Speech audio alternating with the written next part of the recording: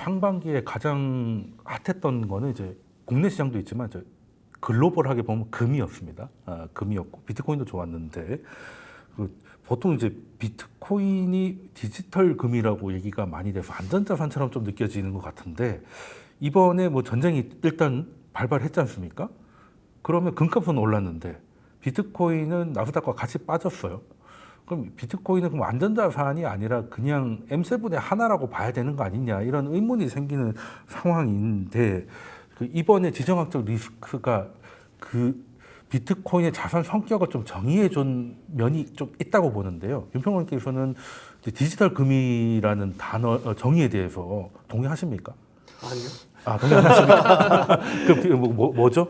뭘로 해야 되죠? 글쎄요, 그거는 위험자산이죠. 현재까지는. 사실 금이라는 거는 인류 역사와 같이 해왔잖아요. 특히 부자들은 뭐 물론이고요. 일반 사람들까지도 금을 안 좋아하는 사람들 별로 없잖아요. 그렇죠. 그러니까 이제 금이라는 거는 위험할 때마다 안전자산 역할을 인류 역사와 함께 해온 거고요. 그거는 인류의 어떤 뇌에 그 DNA에 이미 새겨져 있다라고 봐야 되는 거고. 사실 뭐 비트코인이 향후 앞으로 뭐 몇십 년 아니면 뭐 얼마가 걸릴지는 모르지만 디지털 금으로 자리할 수 있을 가능성이 없다라고 말씀드리는 건 아닙니다. 하지만 현재까지는 그럴 가능성이 없다. 이거는 너무나 변동성이 심한 거고요. 위험 자산에서도 어떻게 보게 되면 가장 큰 변동성이 큰 어떤 자산 중에 하나라는 인식들이 앞으로도 굉장히 강한 거고요.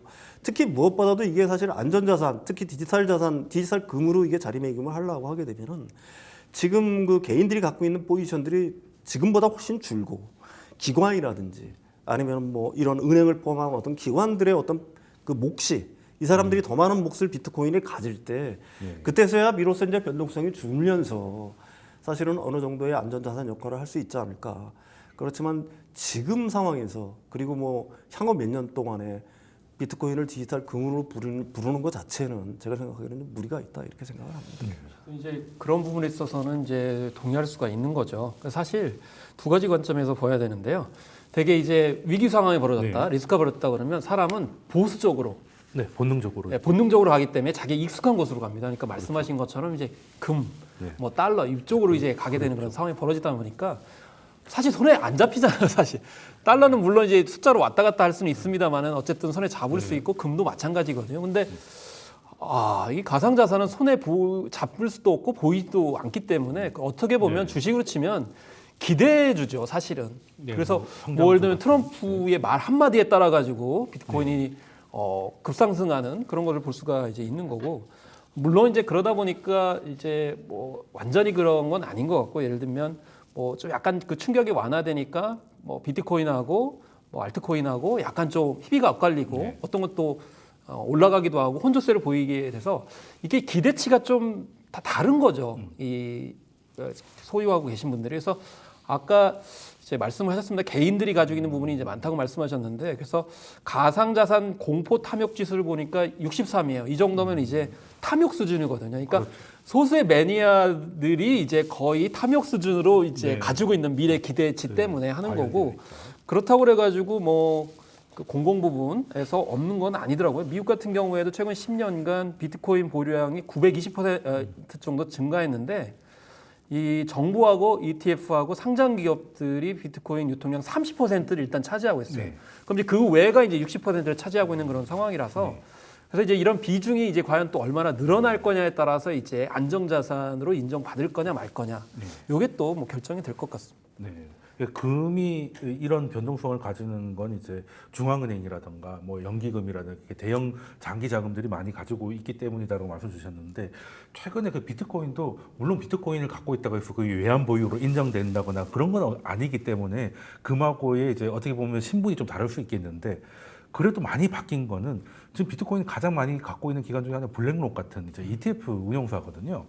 그렇게 되면 뭐 물론 그 ETF를 가지고 있는 대부분이 개인이라 하더라도 이게 자산운용사들의 비중이 이렇게 커지면 그래도 금하고 좀 비슷해지는 경향을 보이지는 않을까요? 앞으로는 그렇게 될 거라고 보는 거예요. 그건 이제 장기적인 추세를 놓고 보면 그럴 거라고 보는 이유인데요. 사실 최근 들어서 이제 비트코인의 변동성이 더 커진 이유는 중국이 만약에 비트코인 가상자산 시장에 대해서 미국만큼 적극적이었다고 한다면 사실은 뭐 변동성도 커질 가능성이 있겠지만 안전자산으로서의 어느 정도 역할을 했을 거라고 봅니다. 근데 그 중국의 가상자산은 사실은 미국의 스탠스랑 거의 정반대로 가고 있는 거잖아요. 그렇죠.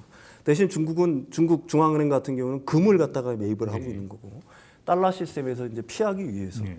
사실 그런 영향들이 이제 비트코인의 어떤 안전자산의 가능성 자체를 갖다가 중국이 이제 미국하고 스탠스를 반대로 가기 시작하면서 좀 약화시킨 측면도 있다. 네.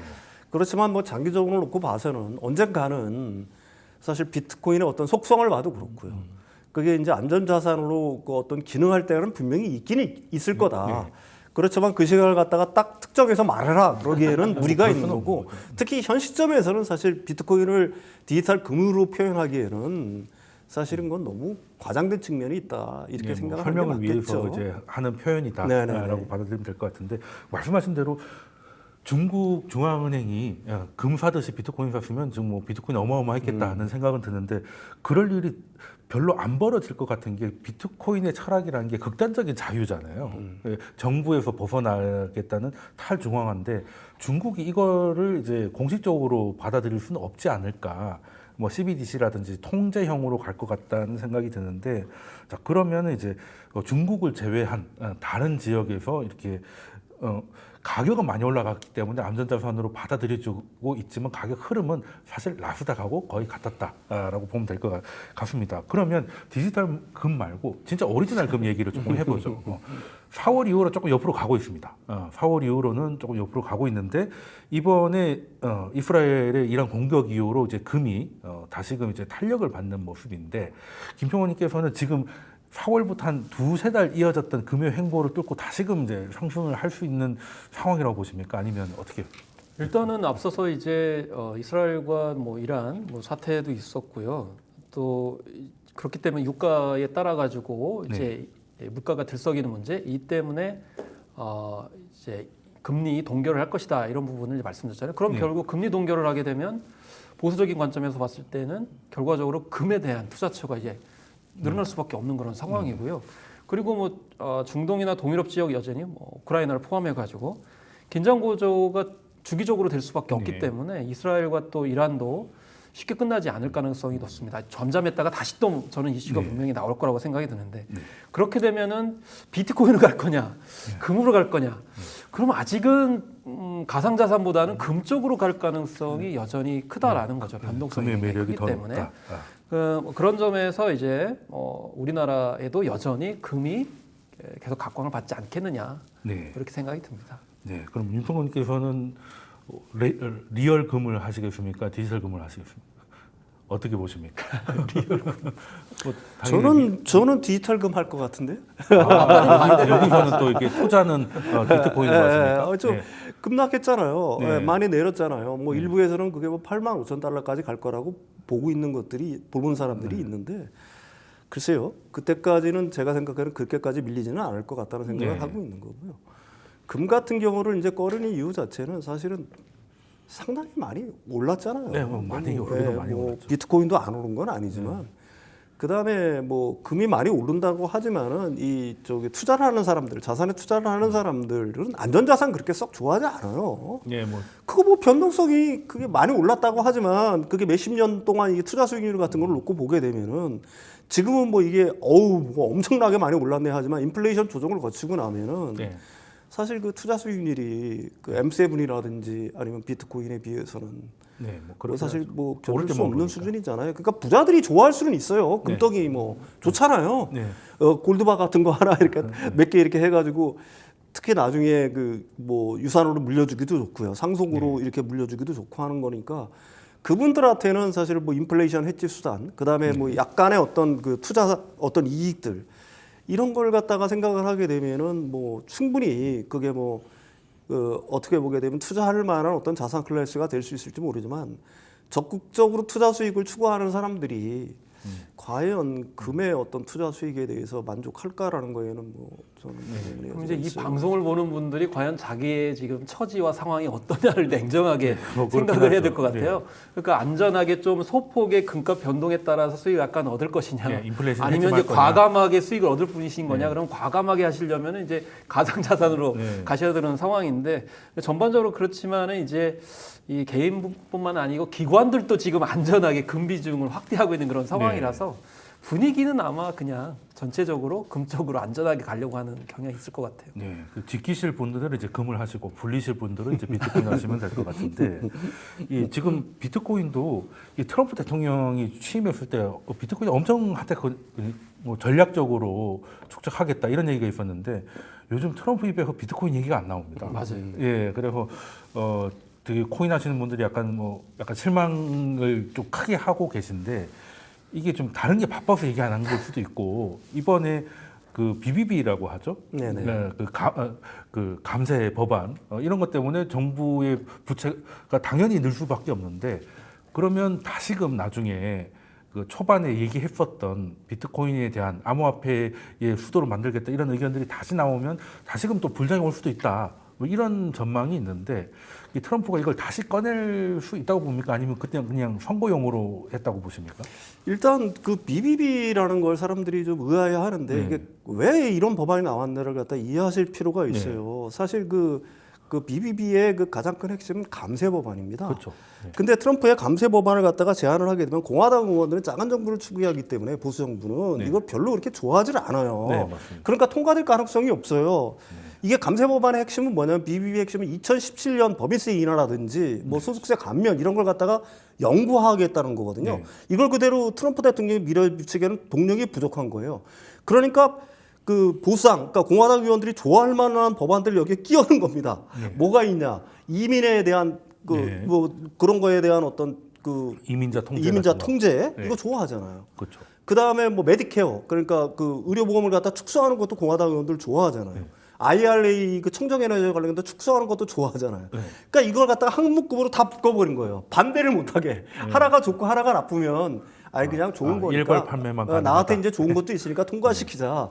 이거를 의도를 하고 사실은 트럼프 대통령이 이 BBB 법안을 갖다가 낸 건데 이거에 대한 이제 우려들이 미국 내에서 굉장히 많은 것 같아요. 국가 부채를 갖다 폭증시킨다. 뭐 이런 우려들이 많고 그렇죠. 국가 가치가 이제 국가 부채가 폭증하고 정부 부채가 폭증을 하게 되면은 당연히 뭐 미국이 어떻게 보게 되면은 굉장히 강하게 얘기하는 사람들 같은 경우에는 뭐야 레이 달리오인가요? 이런 예. 레이 달리오인가 이런 분들 같은 경우에는 뭐 미국의 부채가 뭐 마침내 폭발해가지고 네. 뭐 이런 달려지는 그 얘기가 오래됐죠. 매번 얘기하는데 네. 매번 틀리죠. 근데 사실 제가 생각하기에 그래서 이제 비트코인이라든지 이런 것들이 굉장히 강하게 될 거고 우세화가 될 거고 뭐 이런 얘기를 계속해서 합니다. 근데 거기에는 제가 생각에는 커다란 함정이 있다라고 봐요. 세상에 정부 부채라는 게 지금은 그 일단 CBO의 어떤 예측 기반으로 해가지고 정부 부채가 폭증할 거라고 하는데 성장률이 조금만 바뀌어도 네. GDP 대비 정부 부채 비율은 확 내려갑니다. 네. 근데 미국의 GDP가 앞으로 성장할 거냐 안 할 거냐, 잠재 성장률이 높아질 거냐 안 높아질 거냐. 물론 이 판단은 있을 수가 있죠. 네. 저는 성장할 거라고 봅니다. 왜 그러면 인공지능을 갖다가 강하게 세계에서 리드를 하고 있는 네. 거고요. 로봇 산업, 첨단 산업의 모든 것들은 미국이 다 주도권을 쥐고 있어요. 네. 이것들 같은 경우는 전부 다 GDP 어떤 잠재 성장률을 높일 수 있는 가장 강력한 어떤 요인들이거든요. 그런데 무엇보다도 일본은 미국에 비해서 정부 부채가 엄청납니다. 근데 일본 파산했어요. 일본 정부 부채 위기가 폭발해가지고 위기 상황에 처한 적이 있습니까? 뭐 계속 어떻게든 굴러가고 있죠. 다 굴러가고 있는 거고 전혀 뭐 아직도 기축통화국이고 일본 국채 사랑받잖아요. 네.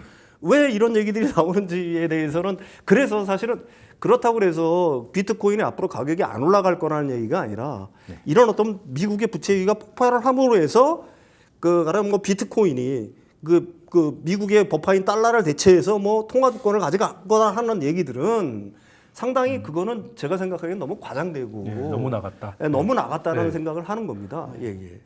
시나리오를 뭐 쓸 수는 있겠죠. 뭐 뷰티풀 법안이어서 BBB인데 네. 말씀하셨듯이 2017년 감사안을 연장하는 거고 또 지출을 또 줄이겠다는 거잖아요. 바이든 정부의 친환경 인센티브 네. 철회하겠다는 거고 복지 수급 자격을 또 까다롭게 하겠다는 거고 또 이민 단속도 확대하겠다는 네. 그런 결국에는 이거는 정부 부채를 줄이겠다는 액션으로 일단 보이는 측면들이 있어요. 근데 한편으로는 그 액수를 사실은 관세 협상하고 그다음에 리쇼어링으로 채우려고 하는 거거든요. 네. 사실 그 부족 부분들을. 그런데 만약에 부채가 37조 달러에 육박하기 때문에 이거를 화폐 디플레이션을 통해 가지고 부채 부담을 낮춘다 그러면 네. 그래서 이제 비트코인 등이 이제 통화보험으로 나온다는 건데 네. 이건 상당히 위험하죠. 미국 경제 자체가 네, 뭐 흔들릴 수 그리고 있기 때문에 이런 생각지 모험을 그냥 못한- 하겠다라는 거예요. 네. 그렇기 때문에 이 부채는 분명히 트럼프가 네. 고민하고 있고 네. 기업의 유리한 쪽으로 이제 감세안을 연장하고 이 지출을 안 하려고 하는 건데 그건 관세와 리시어링하고 같이 트레이드오프하는 거라고 보는 게 적당하지 네. 않나 이렇게 생각합니다. 네. 지금 이 BBB 법안이 비트코인을 올릴 거라는 이제 논리를 좀 정리를 해드리면 일단 감세를 하니까 정부 입장에서는 수입이 줄잖아요. 네, 그러면 당연히 이제 적자 재정이 더 늘어날 것이고 그러면 미국이 발행해야 되는 채권이 늘어나니까 미국 국채 금리가 뛰는 것이고 그러면 말씀하신 대로 성장이 나오면 부채 비율이 내려가는데 금리가 높아지니까 성장이 나가기가 힘들어진다는 거죠.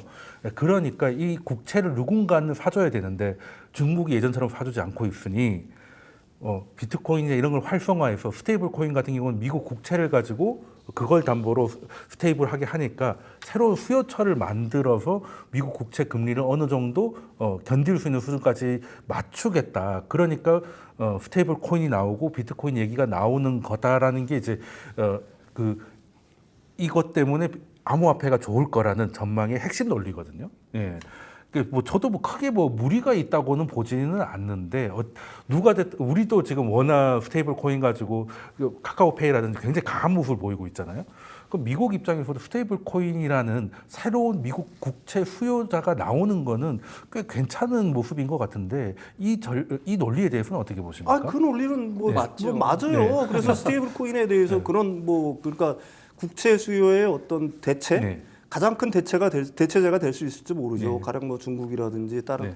어떤 이런 나라들이 미국 국채 수요가 점점 줄게 되면은 금리가 올라갈 거다. 네. 그런데 이제 스테이블 코인은 뭐 1대1로 달러라든지 아니면 국채랑 1대1로 연동이 되는 거니까 그쪽에 수요가 늘어나게 되면은 자연히 국채 수요가 늘어나니까 금리가 하락할 거다. 뭐 이런 얘기를 하는 거고 네. 그 논리에는 뭐 저는 글쎄요 그거에 대해서 반대하거나 이론의 여지는 사실은 없다라고 봐요.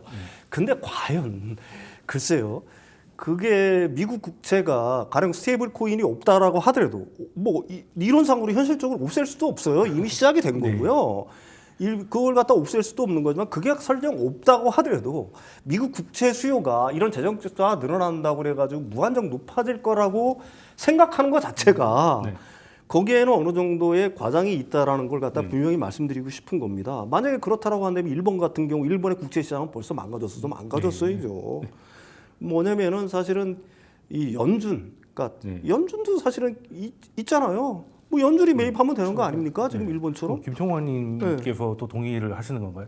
시간이 일단은 많지가 이제 않아서. 스테이블 코인을 말씀하셨는데 스테이블 코인하고 비트코인하고는 좀 다른 측면이 있기 네. 때문에 같이 묶을 수는 없고 저는 이제 스테이블 코인 같은 경우도 장기적으로 이제 기업 쪽에서 붙는 측면이 지금 많이 부각이 네. 되고 있고 예를 들면 뭐 이제 우리가 월마트라든지 아마존 같은 경우는 실물 소비를 하는 데 있어서 네, 화성 자산을 가지고 충분히 왜냐하면 현물 그 가치가 있기 때문에 트레이드가 가능하거든요. 이제 그런 부분은 쉽게 도입을 할 수 있는 건데 국채와 연결시켰을 때는 좀 약간 갭이 있을 수 있다 네, 말씀이시죠. 알겠습니다. 그러면 여기서 일단 이 문제 출발인 BBB 법안이 공화당을 설득해서 통과하는지 먼저 좀 지켜봐야 될 것 같습니다. 자, 그럼 오늘 두 분 말씀 여기까지 듣도록 하겠습니다. 윤석천 경제평론가님 그리고 김현식 경제평론가님 두 분 말씀 감사드립니다.